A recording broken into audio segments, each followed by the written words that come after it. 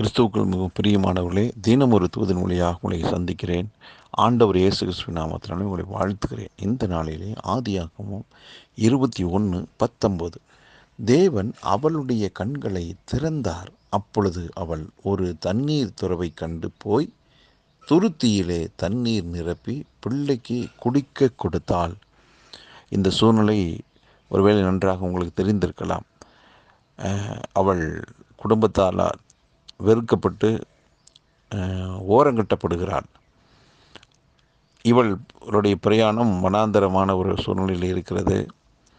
தன் கையில் இருக்கிறது எல்லாமே செலவழிந்து போன பிறகு பிள்ளையினுடைய மரணம் நிச்சயம் என்றதான ஒரு சூழ்நிலைக்கு ஆளாக்கப்படுகிறாள். வாழ்க்கை முடிந்தது என்று சொல்லுகிற அளவுக்கு அவருடைய நிலைமை போய்விட்டது. இந்த காலகட்டங்களில் தான் ஒரு பிள்ளையை ஒரு இடத்துல வைத்துவிட்டு ஆண்டவருடைய சமூகத்தில் அவள் ஜெபிக்கிறாள். இப்படிப்பட்ட சூழ்நிலையில் கர்த்தர் என்ன செய்கிறார்? ஒரு அதிசயத்தை செய்கிறார்.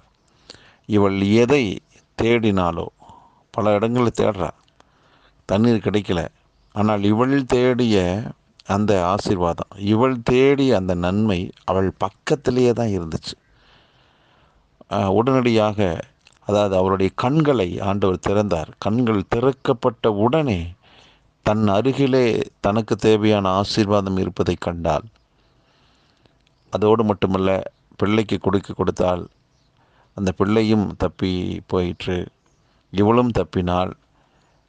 பெரிய ஒரு அதிசயம் அவங்களுடைய வாழ்க்கையில் நடந்தது நமக்கு தெரியும். ஆகவே இன்றைக்கு இந்த வார்த்தை கேட்கிற நாம், நமக்கு ஒன்று தேவை என்று சொல்லி அங்கே இங்கே அலைந்து கொண்டிருக்கிறோம், தேடிக்கொண்டிருக்கிறோம், அங்கலாய்த்து கொண்டிருக்கிறோம், பலவிதமான முயற்சிகளை எடுக்கிறோம்.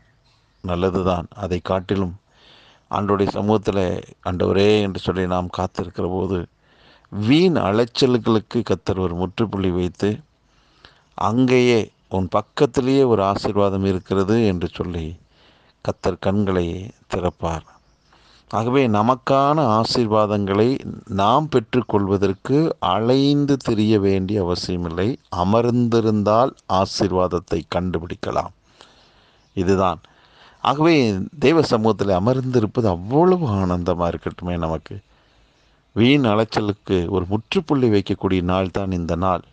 இந்த நாளிலே அமர்ந்திருங்கள். உங்களுக்கான ஆசீர்வாதம் உங்களை தேடி வரும். வீண் அலைச்சலுக்கு முற்றுப்புள்ளி வையுங்கள். இனி அலைந்து தெரிவதில்லை. அதுதான். ஆகவே இந்த நாள் அலைச்சலுக்கு முற்றுப்புள்ளி வைத்து ஆசீர்வாதம் அருகே இருப்பதை காண்பிக்கின்ற ஒரு நாள்.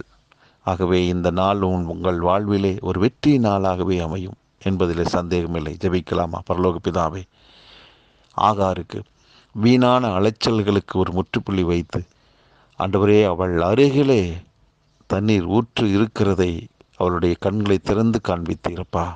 இந்த நாளிலும் இந்த வார்த்தை கேட்கிற எங்கள் யாவருக்கும் கூட எங்களுக்குண்டான ஆசீர்வாதம் எங்கே இருக்கிறது என்று நாங்கள் அலைந்து தெரிவதை காட்டிலும் அமர்ந்திருக்கிற அனுபவம் எங்களுக்கு உண்டாகட்டும். எங்கள் வாழ்க்கையில் நீர் கொடுக்கிற ஆசீர்வாதத்தை நாங்கள் பெற்றுக்கொள்ள எங்கள் ஆவிக்குரிய கண்கள் திறக்கப்படட்டும் அப்பா. எங்களுக்கு ஒரு பிரகாசமுள்ள மனக்கண்களை தந்தரளி நாங்கள் அடைய வேண்டியதை அதிவிரைவில் அடைந்து உங்கள் நாமத்தை நாங்கள் மகிமைப்படுத்தட்டும். இந்த நாள் எங்கள் வாழ்வின் வெற்றியின் நாளாக அமையட்டும். இதை கேட்டுக்கொண்டிருக்கிற எல்லாரையும் மனதார இயேசு கிறிஸ்து நாமத்தில் வாழ்த்துகிறேன்.